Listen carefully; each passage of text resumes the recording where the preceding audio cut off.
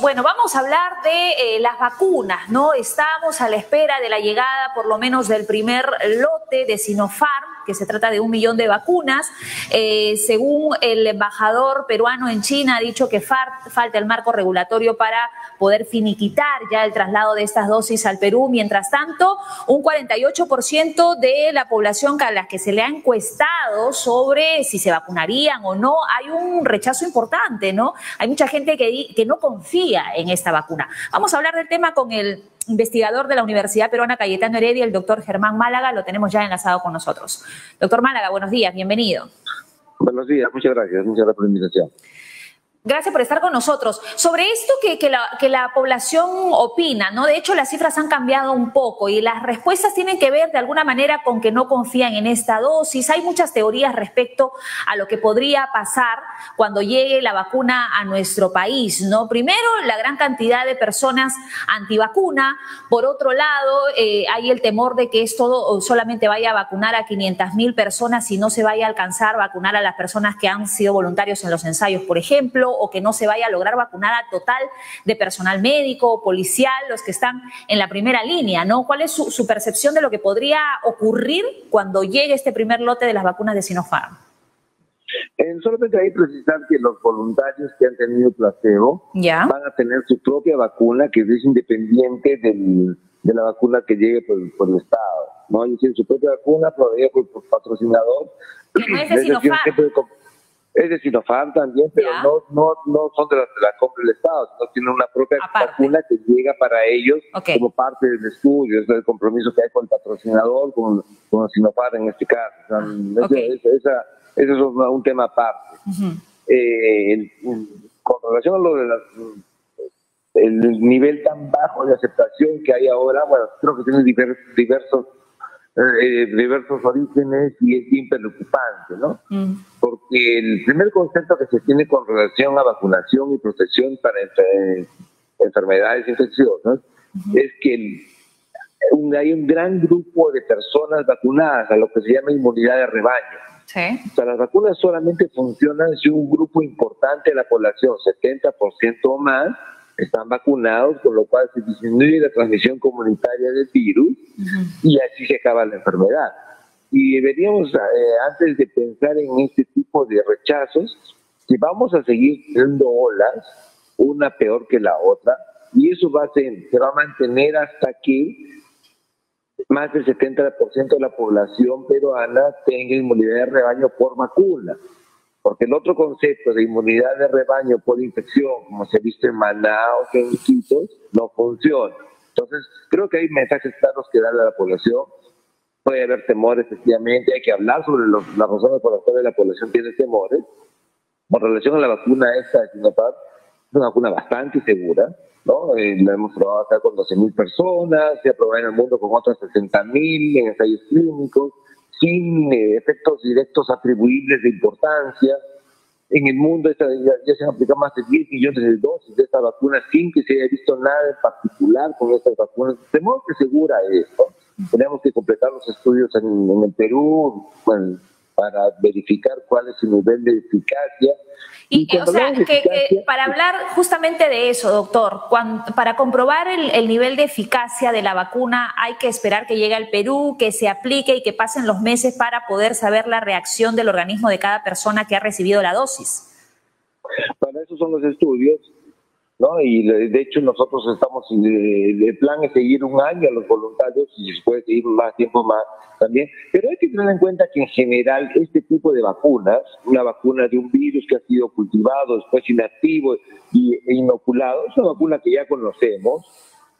Tenemos varios ejemplos exitosos de esta forma de vacuna. El polio probablemente sea la más popular y común y exitosa de esta forma de vacuna. La vacuna de polio intramuscular es una vacuna de un virus inactivo que nos ha permitido superar esa enfermedad que producía muchas muertes y además producía mucha discapacidad de niños. Nuestras generaciones ya han crecido sin ser polio, de modo que creo que hay un tumor infundado. Entonces, este tipo de vacuna ya se conoce, no es que haga un efecto mayor en el organismo. Entonces, hay que empezar a explicar los temores ¿no? Es una vacuna segura. No se ha reportado ninguna reacción adversa, ningún caso complicado luego de estos ensayos. Ningún caso complicado. Siempre hay reacciones adversas que incluso son deseables, ¿no? Porque imagínense, cuando se inocula la vacuna, el virus inactivo con un excipiente que más bien genera una reacción inflamatoria para hacer que las células capten mejor este virus. Entonces hay dolor local, va a haber y tiene que haber. Segundo, tiene que haber una fiebrecita, tiene que haber dolores musculares, dolores articulares, porque esto significa que el organismo está haciendo una reacción contra la infección, ¿no? Pero lo que pasó hace algunas semanas que se tuvo que frenar los ensayos justamente con la vacuna Sinopharm por una reacción adversa en un paciente que se presentó de pronto una parálisis. ¿Esto a qué responde? A ver, ese caso lamentablemente no se pudo, por diferentes motivos no se pudo completar el estudio. La persona está en buen estado, está recuperando su salud, pero el razonamiento es el siguiente. Si usted tiene 72,000 personas vacunadas que han recibido una vacuna, ¿no? O 72,000 personas, usted forma un grupo de 72,000 personas. En ese grupo de 72,000 personas puede ocurrir accidente de tránsito, puede ocurrir. Puede ocurrir un Guillain-Barré, puede ocurrir. ¿Y qué pasa si en 72,000 personas sin vacuna las seguimos por un tiempo? Les van a ocurrir cosas. Mucha gente, no sé, pues te va a dar alguna forma de derrame cerebral, les va a dar una serie de alternativas. Pero entonces, hacer la atribución etiológica causa-efecto de que ese único caso de 72,000 se debió a la vacuna y no porque pudo haber ocurrido, es bien difícil de establecer. Okay. Si tuviéramos 3, 4 casos y vemos que la prevalencia es mayor que en este grupo de 72,000, entonces uno dice, oye, se alarma y dice, oye, un momentito, está pasando algo. Pero si tienes 72,000 personas, van a pasar cosas en este grupo de 72,000 personas sin que se pueda establecer que hay una relación causa-efecto. Y por otro lado, si vacunas a estas 72,000 personas y a las 72,000 personas les dejaba COVID, ¿cuántas se iban a morir? ¿No? Ahora, doctor, para nosotros es necesario consultar justamente con los especialistas, con los científicos, sobre la vacuna, su efectividad, qué es lo que podría pasar, el nivel de eficacia y tal, porque es necesario que la gente esté informada al aplicarse la vacuna. Y muchos de los que han, digamos, participado de estas encuestas tienen también el desconocimiento, ¿no? Y se dejan llevar por algunas teorías conspirativas que dicen, por ejemplo, que con las vacunas nos van a implantar un microchip o que esto alteraría, por ejemplo, el ADN humano. ¿Qué es lo que usted podría decir para poder un poco tumbar estos conceptos de los grupos antivacuna que se están levantando y que están generando temor en la población? Sí, bueno, primero tener en cuenta que para esta infección van a haber varios tipos de vacunas. Los de virus inactivos, que ya los conocemos, ya he explicado, no tienen nada que ver. Después están como la AstraZeneca, que también viene, que es una vacuna con un virus que no tiene capacidad de reproducción, que es un adenovirus, que no tiene capacidad de reproducción y que no interfiere de ninguna manera con el ADN. Incluso las de RNA son vacunas, el de RNA actúa digamos, si recordamos la célula, hay un núcleo, el núcleo está dentro el DNA está dentro del núcleo celular. El RNA mensajero, ¿qué es el RNA mensajero? El RNA mensajero es una molécula que da una orden para que se produzca una proteína. Es una molécula muy chiquita, muy frágil, por eso que se tiene que preservar a menos 70 grados, ¿no? Y que es prácticamente temporal, es de muy corta duración. Y claro, también hay los temores de que nos vamos a convertir en productores de virus. Eso es mentira. Lo que producimos es una proteína, y para que tengamos una idea, ¿cuántos RNAs mensajeros se necesita para producir un virus? 17. Vamos a recibir solamente uno. Lo que hace el RNA, entra, deja una orden, desaparece el RNA, se queda la orden, se produce una proteína, después el organismo reconoce esa proteína como extraña y le hace los anticuerpos. Es así de sencillo. Entonces, digamos, pensar que eso va a meterse al DNA no hay forma, pues son moléculas distintas. No lo va a alterar. No se comunican. Y por último, la otra es una molécula muy frágil, de muy corta duración, de brevísima duración. Perfecto, doctor. Ahora, me gustaría hacer una consulta ya para su análisis personal y profesional, porque se está hablando de los inicios de una segunda ola. La ministra de Salud ha dicho que estamos viviendo un escenario como el de los inicios del año pasado, pero que la cosa podría encrudecerse, ¿no? Podría ser aún peor. Versus la situación médica del Perú, la situación de salud. No hay camas UCI, los hospitales están colapsando, falta equipo médico, que además muchos están en huelga porque están pidiendo una serie de cosas que hasta ahorita no se las dan y no hay respuesta al respecto. Y unas medidas anunciadas ya por el gobierno que para muchos son muy frágiles, son muy débiles, que estas podrían ser mucho más claras, mucho más severas. ¿Cuál es su percepción de lo que podría ocurrir en los próximos meses? Ahora la gente está atemorizada, a algunos el temor los está llevando a ser más rigurosos con las medidas de protección, a otros les importa muy poco, es verdad, también es una realidad, pero también estamos hablando de que en este mes, si Dios quiere, esperemos así sea, llegan solamente 1 millón de vacunas. Entonces, ¿qué nos espera para los próximos meses? ¿Cómo enfrentamos esta segunda ola que ya parece que viene más poderosa que la primera? Hay varias preguntas detrás. La primera es que efectivamente tiene usted razón. Hasta ahora es una ola más poderosa que la primera, porque con menos número de casos tenemos más pacientes en la UCI. La UCI tenemos ahora más pacientes en UCI de las que tuvimos en el récord histórico de la primera ola. Y todavía la infección se está expandiendo. Todos los que se infectan ahora, en estos días, no van a tener cambio en 5 días, en 8 días, cuando se complique. O sea, hay muchos en cola, sí. Entonces, porque tenemos pacientes en cola, un aspecto que hay que tener en cuenta es que es un virus, o esta variante que se está conociendo, es mucho más infecciosa. Entonces, si mantenemos la misma proporción, que de cada 100 infectados hay 5 que requieren UCI, si en vez de 100 tenemos 300 y multiplicamos por 3 el número de casos, vamos a tener que multiplicar por 3 el número de camas en la UCI, cosa que no va a pasar.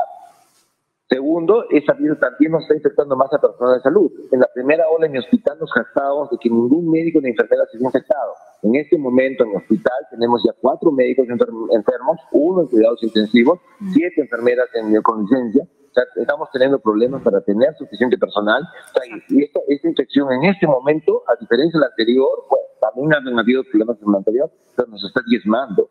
Son 10 meses de trabajo, de guardias, y de todo el trabajo, y además es la carga emocional, ¿no? Porque en verdad es una carga bien desgastante para nosotros. Exacto. Porque eso de estar viendo pacientes en agonía, pacientes jóvenes, gente que es bien complicado desde el punto de vista. No poder hacer mucho, entonces, ¿no?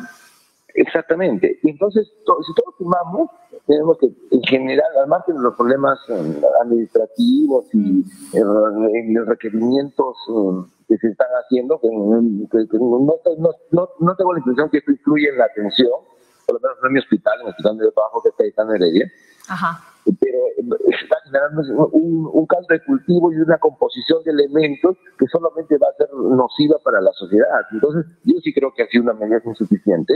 Yo sí creo que tenemos que parar esta curva no va a parar porque la gente no está haciendo caso, la gente ya la está perdiendo, lo cual y me parece que va a ser doloroso para muchos porque se está acercando. O sea, si usted se da cuenta, cada vez hay más gente cercana a uno que ya se ha afectado. Sí. Hasta la primera ola yo decía, oye, nadie de mis entornos ni de mis amigos se han enfermado. Yo tengo amigos que se han enfermado, conozco, tengo pacientes que se han enfermado, pacientes enteros que se están informando, porque esa es la forma, la dinámica de esta nueva variante. Exploten las familias, ¿no? Exploten las familias. Sí. Y tenemos... Sí. Y tenemos en el hospital donde yo trabajo familias enteras, 4 o 5 miembros, y claro, es bien doloroso. El otro tiene que consolar a una madre que ha visto ahí morir a su hijo y ha visto morir a su esposo. O sea, ese tipo de dramas para nosotros son los partes, ¿no? No, y además 10 médicos fallecidos por COVID en lo que va del año, y estamos recién empezando el año, todavía ni siquiera concluimos enero. Es que esta variante se esparce más, es más contagiosa. Sí, doctor. Es más contagiosa y la impresión que tenemos es que evoluciona más rápido. Sí, es verdad. Bueno, lo que nos queda pues es ser rigurosos con las medidas de protección que ya conocemos y esperemos que próximamente el gobierno pues pueda dar nuevos anuncios, ¿no?, sobre otras medidas de seguridad y que sean consultadas por los especialistas para saber cuál es la mejor decisión que se tiene que tomar al respecto. Sí, y tiene usted razón en eso. O sea, lamentablemente estamos llegando a un punto en el cual es entendible, la economía también es complicada, es un país no somos el país más con mejores estados económicos previos a la pandemia, y creo que todo se está dejando en nuestras manos, ¿no? Sí. Entonces, las señales tienen que ser claras. Esta es una enfermedad muy severa, es un albur, no se sabe a quién le va a ir mal. Estamos viendo que hay gente más joven. Claro. Antes era imposible ver no imposible, pero muy raro ver a un... No hay que andar confiado. De 40.